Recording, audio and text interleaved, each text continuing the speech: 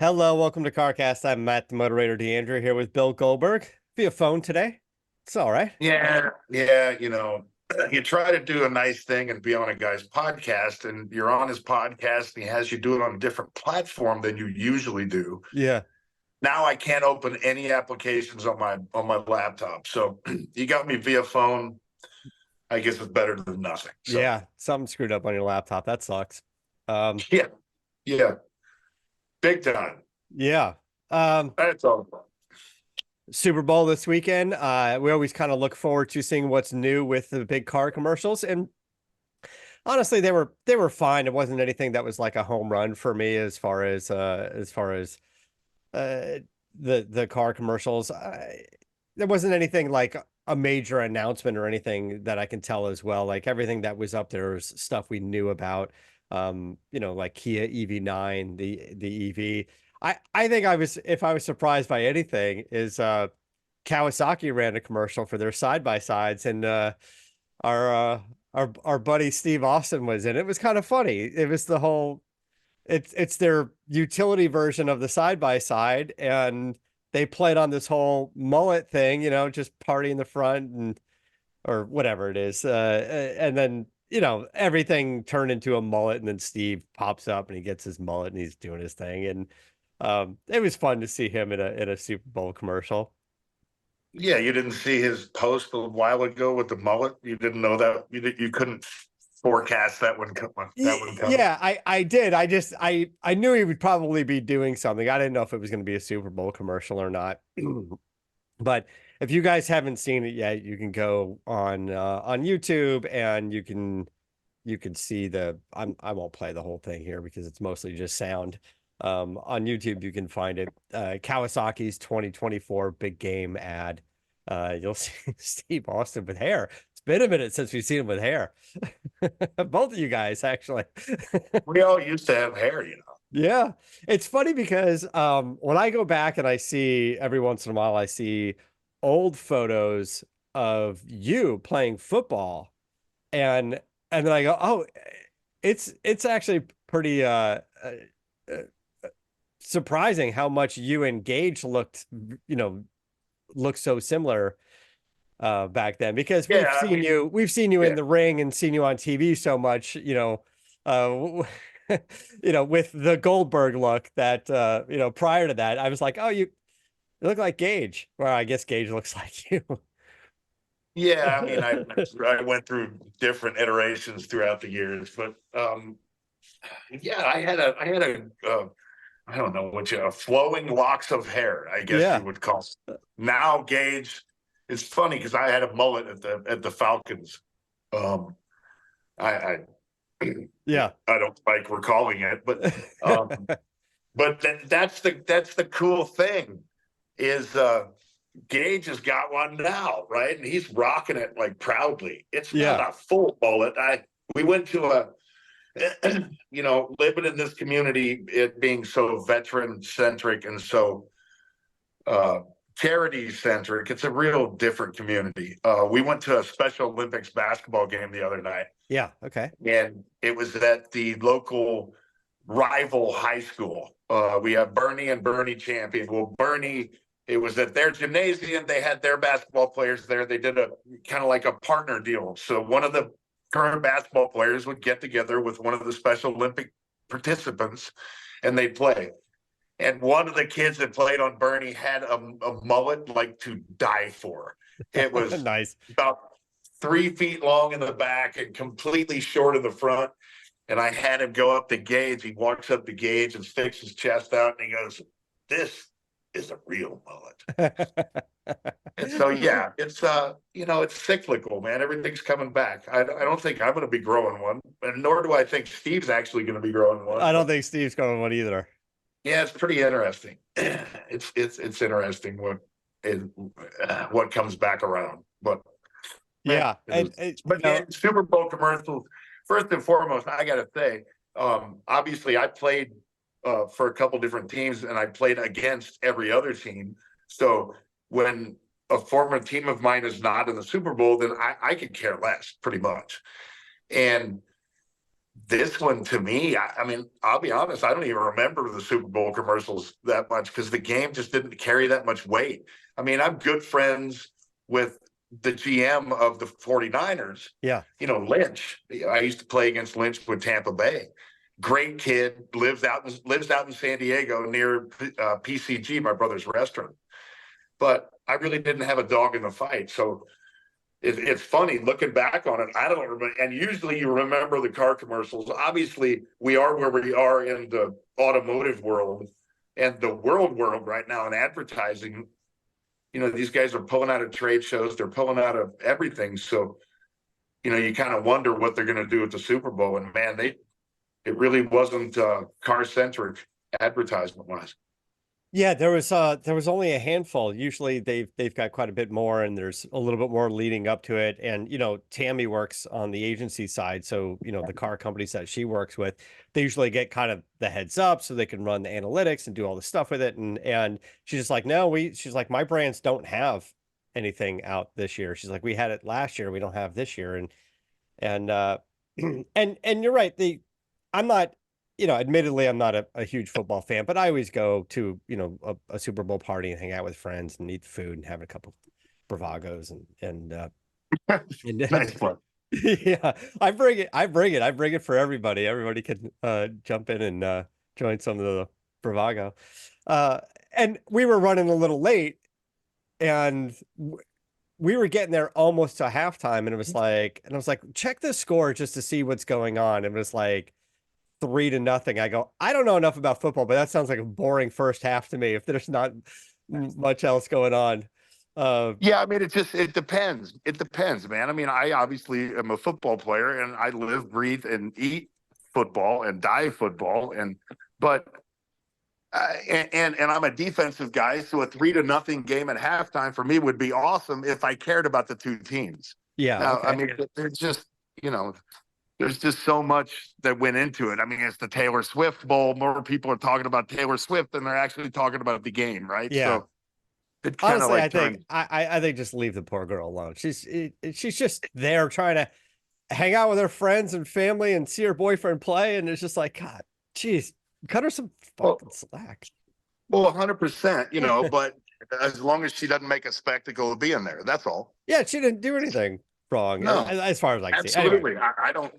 I don't put anything on her at all. I mean, hey, good for her to good for both of them to yeah, at the end of the day find somebody that they care about. I mean, it just so happens to be Taylor Swift. It is what it is. that's right. I mean, they should Thank drink you more much. Bravago on camera, but aside from that, everything's fine. Anyway, you guys should pop online, see Steve Austin's Kawasaki commercial, send him a nice little shout out on his social media. He's a social media guy. He sees a lot of that stuff. And it's funny. It was the only one that I thought was actually kind of really had a sense of humor to it, and to play it up to the idea of what they were doing with the product and everything like that. So The only one I remember. The other thing that I don't know that we got into before was the new Mustang. I've driven the 24 Mustang, the GT and the EcoBoost, but I had the Dark Horse sent over, and I got to spend some time in the Dark Horse now. So, um, some thoughts on the Dark Horse. First of all, yes, there's lots of comments online of people going, it looks like a Camaro, it looks like the Camaro, nice Camaro, and I get all the jokes and stuff for it. And I can definitely see that. I can definitely see there's some bits to it and stuff that look like the Camaro. The rear the rear fenders for sure have that little bit of style to it, but the back ends up looking more like the Mustang. Honestly, it's a great car, and the Dark Horse with 500 horsepower sounds good, hauls butt. It's there. I kind of agree that some of the exterior styling for me doesn't really do it for me. And then all the blacked out stuff on the grill, I'm not a huge fan of that. And that's an easy thing. You can paint it, you can wrap it, you can get, you can do different things. And the striping on the hood and stuff. I would like to see the Dark Horse just kind of plain, if you will, as far as paint and graphics. Um, but it's still a cool car to drive. Now, the interior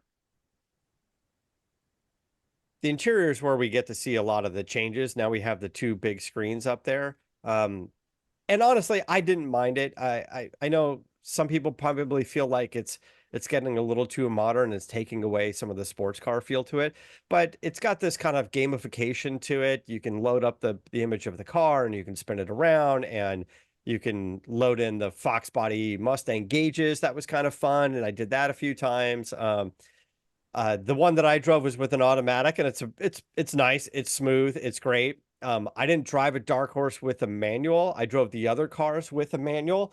I didn't feel like the manual in the other cars was as smooth as the manual in my Mustang Mach 1 because I've got the Tremec transmission in it, and I know it handles more power as well, which is fine if you go to modifying it. But the interior of this car I thought was great. I thought they did a great job on it. Um, it has the charging pad for your phone and stuff in there now, and it just has. I just think it's dialed in a little bit better. Uh, but is it better than my Mustang Mach 1? I'm not necessarily seeing that. I like the look of the previous gen Mustang. My Mach 1 in particular, I've modified a little bit. Um, I do. Oh, the other thing is the Recaro seats. This one had the Recaro seats, and I've said this many times before about the Recaro seats. Although they are fine, not all seats fit all people, and I can't get comfortable in the Recaro seats. The side bolsters kind of push I guess me just being shorter, pushes my shoulders forward a little bit more. And um, I just can't really get as comfortable in the Recaro seat. And when I got my Mach 1, it has the regular seats that are heated and cooled, full power seats. And my thought was, when I got the car, was if I wanted to do a track day and get a racier seat, it's easy to put a race seat in there. But if you got the Recaros and want to go to the other direction, good luck trying to add like power seats with heat and cooling and all that. So I just went with the what I thought was the nicer seat, knowing that I could put some racing seat that's more comfortable for me. And I got used to these seats after a bit, but then when I parked this and gave it back and then got back into my Mustang, I was like, I just liked my seats better. Maybe for a bigger guy or something, it's fine, but it's going to be a little snug around the waist. So it really could, I guess it depends on how you're going to use the car. I would say the seats for sure are something that you do want to test out in person before you get uh, ahead of yourself, like ordering the car with all of the options and getting the Recaros. Make sure you like the Recaros, or make sure you like the standard seats. It's just one of those things that you're going to have to live with it pretty much if you don't like it. Well, yeah, that, and I would imagine it's a pretty penny to replace, whatever Yeah, you you're going to didn't be choose in the beginning. So Yeah, and you're going to be into it for a couple of grand, depending on the seat options. The new easy. engine that I've said before, going to the dual throttle body setup creates some symmetry in the engine compartment, and it looks so much better that way. I'd love to see this Gen 4 Coyote engine in the aftermarket. I think a lot of builders that do Coyote swaps are like, "Sheesh, this is so much nicer." Uh, uh, because the Coyote engine, although a cool engine, is not really that good looking of an engine, especially when you put it into a hot rod of sorts. But I thought this has a much cooler look to it with the dual throttle bodies, and I think you can end up doing some pretty cool stuff with it in the aftermarket. Uh, but is it better than my Walk One? I'm not necessarily. I think the design of my car. And when I say the Mach 1, because that's the one that I have, but I just mean the GT and the Mustangs in general. The stuff that I've done on mine, obviously I personalized it and did whatever on it, but uh, I don't know. I kind of like the design of the previous gen version. This doesn't have quite as much black and stuff on the front, and I just think it looks a little bit more like a Mustang than what was there before. Yeah, it's the turbos. Well, Yeah, coming from a non-Mustang guy, yeah, I must completely 1,000,000% agree with you with what you just said. yeah. Um, Okay, and yeah, I because it looks a and little I more like a Mustang, right? and I disagree with you in that it does look like a Camaro, like completely. I saw one and Yeah, I didn't know what it was, and I thought it was a Camaro, just altered. yeah, But I haven't seen them enough, obviously. But yeah. The new you ones.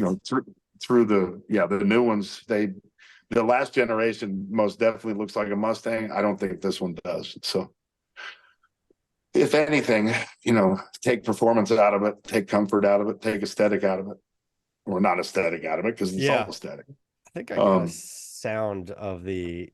I don't know if you guys can hear this here when we fire it up with the Magnaflow.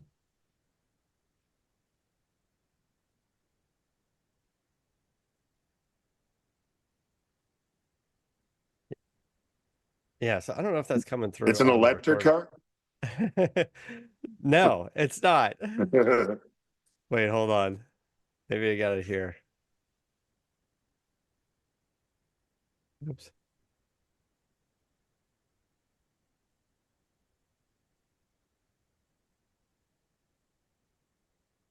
You'll hear those turbos whistle a little.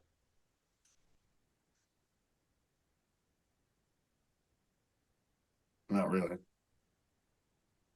Yeah, honestly, I don't know if it's coming through the sound on the on the recording or not. We were just doing it on the screen on YouTube. So, um, yeah, I just I'm a fan of the new Mustang. I think it's been refined and dialed in a little better. It's a little more comfortable. It's a little smoother. The Dark Horse especially makes great power. I got a chance to use that drift brake option at Irmondale Speedway, and that was kind of fun to play around with that. Um, so it's nice. Now, it's definitely smoother than my car because we did some suspension modifications and we got it lowered a little bit.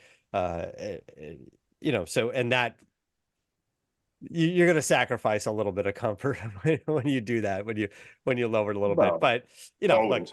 it's it's it's what I wanted. It's what I wanted to build. I had a lot of fun building it, and I do drive it. I've been driving it the past couple of months because the still back ordered tires on the truck that I was looking for. So that's been sitting up on jack stands for weeks.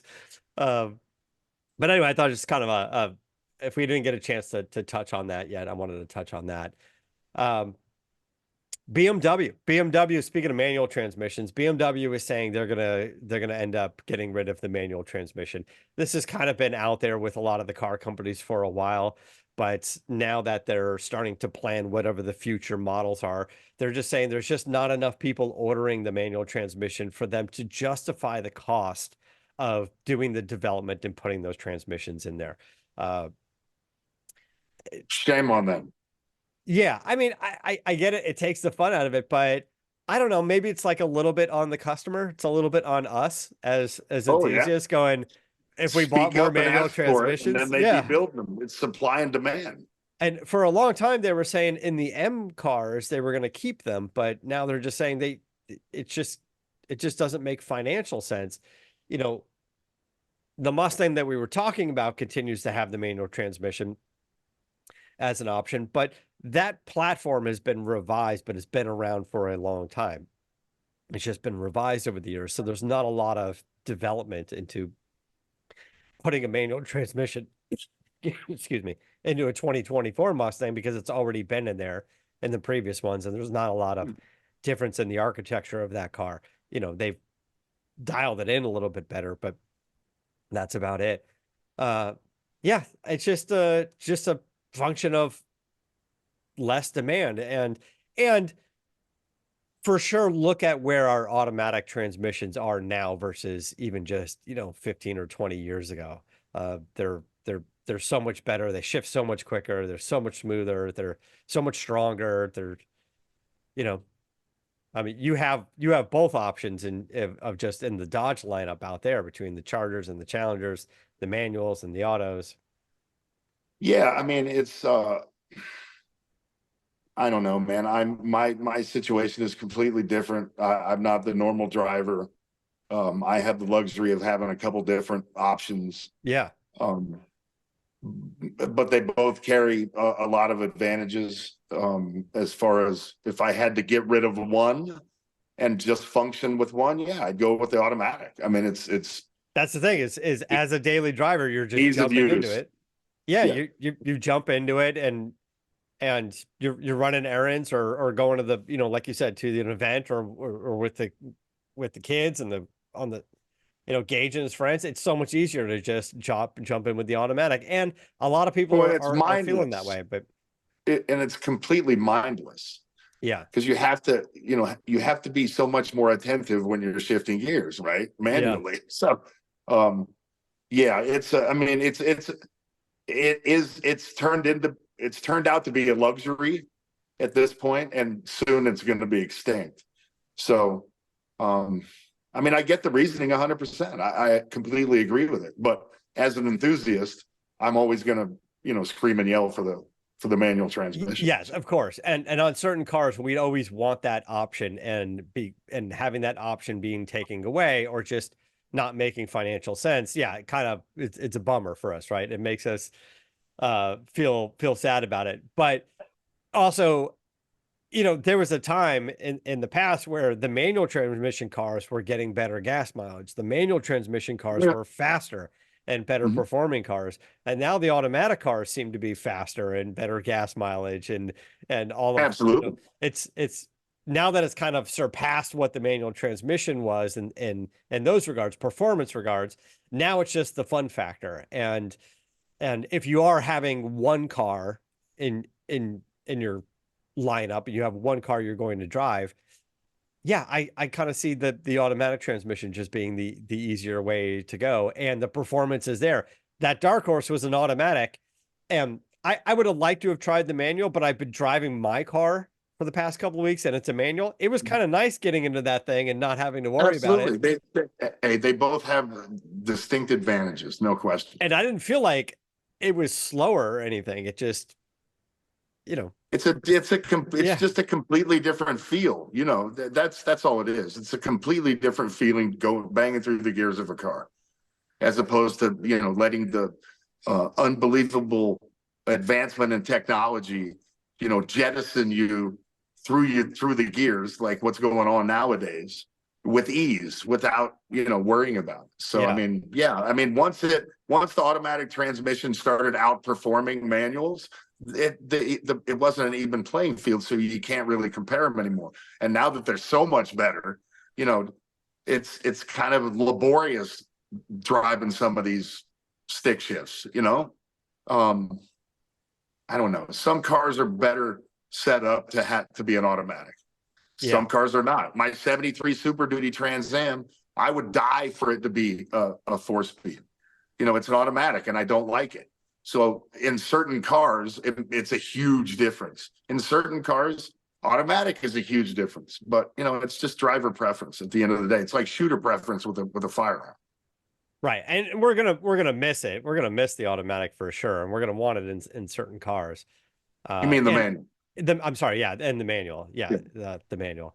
Yeah, most definitely. I don't want to, pardon my French. I don't want a Porsche. I don't want Wanda's 92 turbo to be an automatic. I mean, it would just completely take the fun out of that car for me. So Yeah, and that's an example where the Porsche enthusiasts, I think there's enough Porsche enthusiasts that like the manual transmission that they can continue to invest money into having that available. I no question. BMW was just one example of them going, we're just not getting enough, so we're out. Um, anyway, just kind And of there's a visceral experience when driving a manual transmission at speed and you're racing it compared to the same speed in an automatic. It's just not the same. It's yeah, just it's a completely different thing. yeah. Leno has always Imagine said doing that the too. Long Beach. Imagine doing the Long Beach Grand Prix in an automatic, Celica. I mean, Yeah. it's just not the same.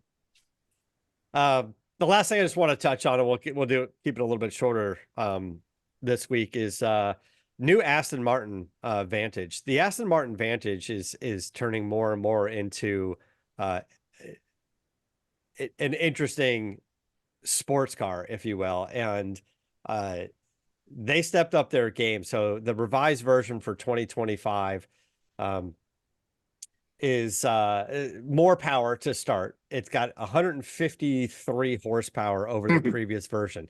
It's 656 horsepower, 590 pound-feet of torque. It still comes from from the 4-liter twin turbo V8 that's built by AMG for them. Hopefully they caught up on all of the technology. Aston Martin had this weird arrangement with AMG and Mercedes where they would get these engines, but the electronics, the infotainment system, and everything was outdated. So you get a brand new Aston Martin, you can't even plug a phone or anything into it. And they're like, yeah, that was the arrangement. But now that it's sort of caught up, I guess they're able to put the latest and greatest of stuff in there. You can get like CarPlay like this. I feel like that's been out for so long now that it was just a weird arrangement with them. The new car is 0 to 60 in 3.4 seconds, has a 202-mile-an-hour top speed. I think it looks good. It's the the grill is larger, it's beefier all around. The haunches in the back, the fenders, flares are wider all around. Again, as we were saying, I don't believe there's a manual transmission option. There's a ZF 8-speed transmission for it. It's revisions on the interior as well, which look good. And this is not the flagship car. This is not the DB12. So it's just it's interesting. I mean, they're really kind of going after 911, I guess you could say. Going after. It's a good looking car. Yeah, it's a cool I've looking always car. been a fan. When the Vantage came out, it had that big mouth grill. Not a lot of people loved it, and they've had to revise it over the years. And they have that optional front end that makes it look a little bit more like the DB. But this one now, but with the splitter around the front and the side skirts coming out, it changes the shape of that big mouth a little bit more, and it seems to fit the car a little better overall. And that's with the grill being larger. I think they said it's like 30 something percent, 38% larger overall. Doesn't bother me. It surely doesn't. It doesn't evoke a feeling like the BMW grill did. Yeah. Yeah. And the profile is great. The ducktail spoiler of it is great. It's cool, right? Absolutely. I think it's a beautiful car. Yeah. Now, can you fit in it? That's the question. No, there's no way I could fit in it. I remember the story. Car. Story goes, I walk into Beverly Imports or whatever the hell it was in Beverly Hills when I wanted my first Ferrari, and first car I got in was the 911, and I loved it. It was huge comparatively. Then I got in Janet Jackson's Aston Martin, and it was my first pick, 1,000%, even over the Ferrari. But I couldn't even. It was smaller than the Viper. It was freaking small. Yeah. So my option of buying an Aston Martin went out the window with that one. So yeah, I wouldn't imagine it to be much larger. Yeah, and these are a little more snug than the 12-cylinder cars as well. So but it looks good. I think that car will do well. I don't remember what the price point is on it now. I think it's pretty much on par with what it was before. I don't know that they've announced it yet, but yeah, seems kind of cool. What else is going on? You got things happening in the garage before we wrapped up. I know the Cobra project is that been shipped out? Where do I begin? First and foremost, we're finally getting the Barrett Jackson video edited finally, because we didn't have our camera guys for the Goldberg's garage, so we're going to put it out Friday. And then we did the GTX, the 68 hardtop GTX last week, which was a flip and rip. Yeah, such a fun drive in that car, man. It's been sitting for like 13 years. It's only literally the second time I've taken it out off the property in 15 years. And the thing, I mean, 444 speed original car. Yeah. It just, it was awesome. And then, yes, we loaded up the Cobra. We pulled the Cobra body off, loaded it up, took it to fabricator, and we're doing some fiberglass work on it. It's going to get resprayed. Then we're going to pick it up again, and it heads over to XPEL. XPEL's going to do their thing. And then we've got an update video going on YouTube next week. But your buddies at Dakota Digital hooked us up. Yeah, nice. And I should like be getting that next week. We got a carbon fiber dash being cut by Savaggio. Got all the gauges from Dakota. Then Be Cool's jumped on board. Bear Brakes has jumped on board. We've made a decision, I think, with the rear end, with the rear suspension. Where are we? Kirkland 15-inch knockoffs, and then the Goodyears. We're going with those. We're sending all the parts out to be powder coated in 2 days, and so yeah, man, it's all coming together. It's what did you guys decide fun. on the rear end? What are you going to put in the? What's going to be the Schwartz suspension? I don't know. The pumpkin, it's got a Dana 44 in it. Okay. I don't know, Ford 9-inch or something. I don't know exactly what we're going to go with. I don't know the gear ratio or anything like that. We got to check with the axle splines and make sure everything's kosher from part to part. But I know I don't want to go with the inboard brake system. Yeah. I just, I'm going to be popping a lot more horsepower.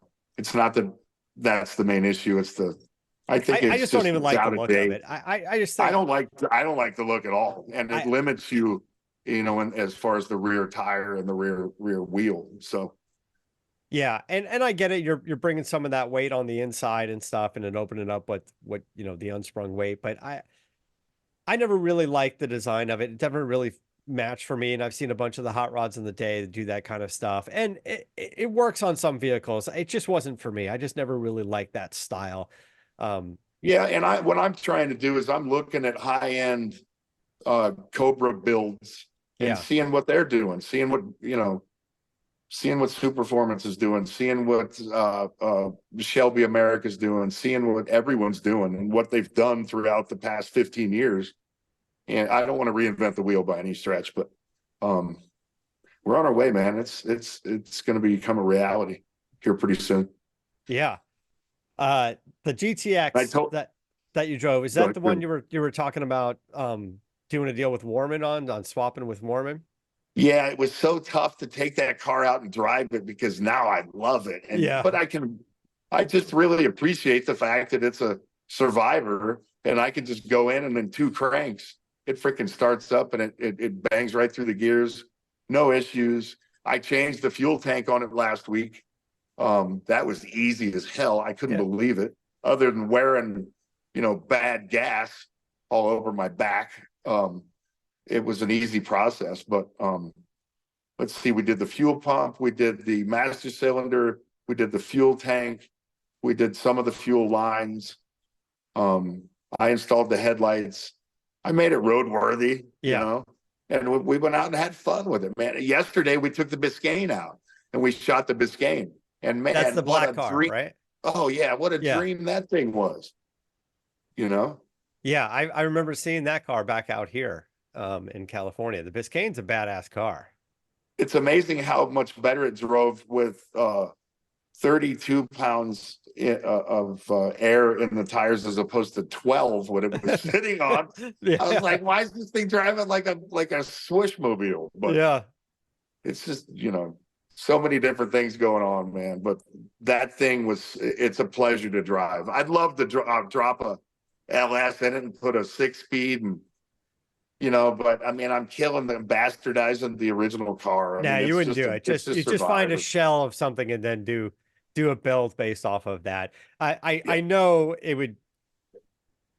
you'd sit down with someone like Salvaggio and the wheels would be spinning and then turn into like what kind of put a little bit of your flair and his flair into like a Biscayne. Well, I've already thought about taking that car to the Martin brothers. They're right up the road and they're an hour and a half away. They're specialists at that car, 59 Impala. It's a 59, Biscayne. It's the same car, but I don't know. I don't know.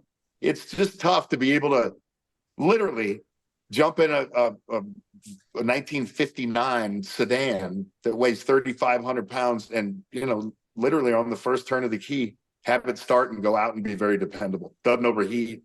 The car is awesome. It was fun banging through a 4-speed with the shift knob about that big around. Right.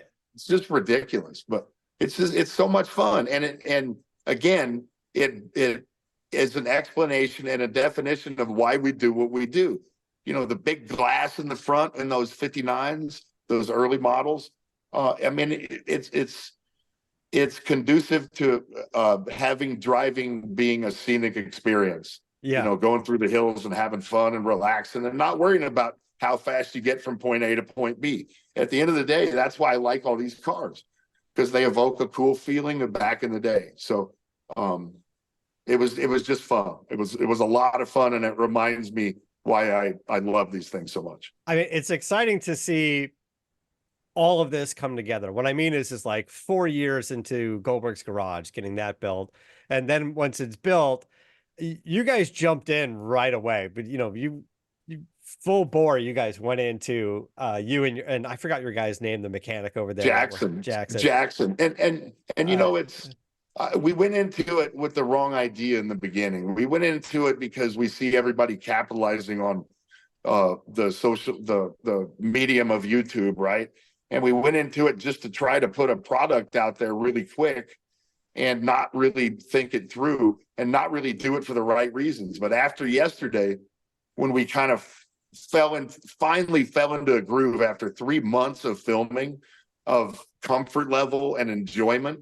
The second half of the afternoon yesterday, I've never laughed so much in my life in a car. It was so much fun. And Jackson and I got back here, and ironically, Jackson rode back here in the trunk of the car because we were talking about how big the trunks were in these old Biscaynes. And we sat down and we kind of, decompressed, and we were smiling and going, you know what, that's what it's all about. We don't even care anymore about, don't get me wrong, everybody, because we're doing this not only because it's our love and it's fun, but we're also doing it to provide some entertainment, but it shouldn't be the sole reason why you're doing it. Right. So we were trying so hard to be perfect at what we were doing. We lost the fun in actually doing what we're doing. And so we kind of backed off a little bit, and we found our groove, and man, it's a lot of fun now. Hell, I'm going to go do fiberglass work, and I'm going to paint for the first time, and it's actually going to be on a car that I own, and that's terrifying. So but it's the learning process. I'm learning how to weld, I'm learning how to paint, I'm learning how to do fiberglass work, I'm learning how to do a lot of stuff that I've talked about for years, and now it's active participation as opposed to just talking about it. And it's so much, it's like therapy, Yeah, right. Yeah. And then having it basically on the property that you can walk to work every day. I don't leave my property. It's fantastic. Yeah. I mean, it really is. Even yesterday when, we go to film and there's no water in the garage, right? And I got to wash every car before I film because I want to present a good product, right? And so I get up here, we start filming at 10:30. I get up here at 7, try to figure out what the hell's going on with the water. Well, you know who Presley is? Remember Presley? No. Presley is the deer that loves this garage. So I find Presley out there who's made a home right where the irrigation is, and she smashed the irrigation, therefore draining part of the tank, shutting off the water to the garage. Yeah. And so I'm scrambling. I have all the parts to fix it. I fix it. Boom, the water's back on at the garage. It's 9 o'clock. I got an hour and a half to wash the car and get everything ready. And, but I don't have to leave the property. Yeah. And, we left the property to drive the car to a drive-in to be good content for the period correct stuff that we were doing. Right. But other than that, man, it's fabulous. It's a dream come true. It's been such a nightmare, as you guys well know, because I bitched about it for 4 years, but now I'm actually enjoying it, and it's so much fun. And my wife misses me because I'm not at the house anymore, but Yeah, at least she knows where to find you. There's so much to do. The other night, well, 2 days ago, 3 days ago, Jackson and I finished up the X mod on the red eye. Yeah. Richard was nice enough to, Richard was nice enough to send us an X mod for the 219 triple nickel red eye. It's one of the cars that I have that doesn't have the exhaust on it. And as opposed to waiting for Richard to come out, which would have been terrific content, I just came out here with Jackson and we did it. Yeah. And it was so much fun. It was a pain in the ass because I've never done one before, and you live and learn. But it was awesome and it was rewarding. And to hear the before and after, I mean, it's fun, man. So thank you for noting that I'm actually enjoying my space now. But it's only just begun, man. We're gonna do so much stuff here, and it's so much fun, and I don't have to leave. Yeah, that's good. For those of you guys that watch the podcast now on YouTube, we'll put the link up to Goldberg's Garage YouTube channel as well. And I'm looking forward to. Can't wait to get out there too. I'm gonna wait for the weather. You got to get out here, man. Maybe we figure it out when Latest comes out. Yeah, when Richard goes out. Richard's going to scrutinize your exhaust install and make sure the tips are perfect and they're, he can do that all he wants as long as when he comes out, because Richard's coming out and he's fabricating a custom exhaust or custom side pipes for the Cobra. Yeah. So. Yeah, that'll be sweet. Looking forward to it. Yeah. All right. We're going to get back to it. We're going to, we got stuff to do. I've got stuff to do. So we're going to let you guys go. Thanks, guys, as usual, for listening and now for watching up on YouTube. We'll catch you next week. Until next time, keep the air in the spare and the bag in the wheel.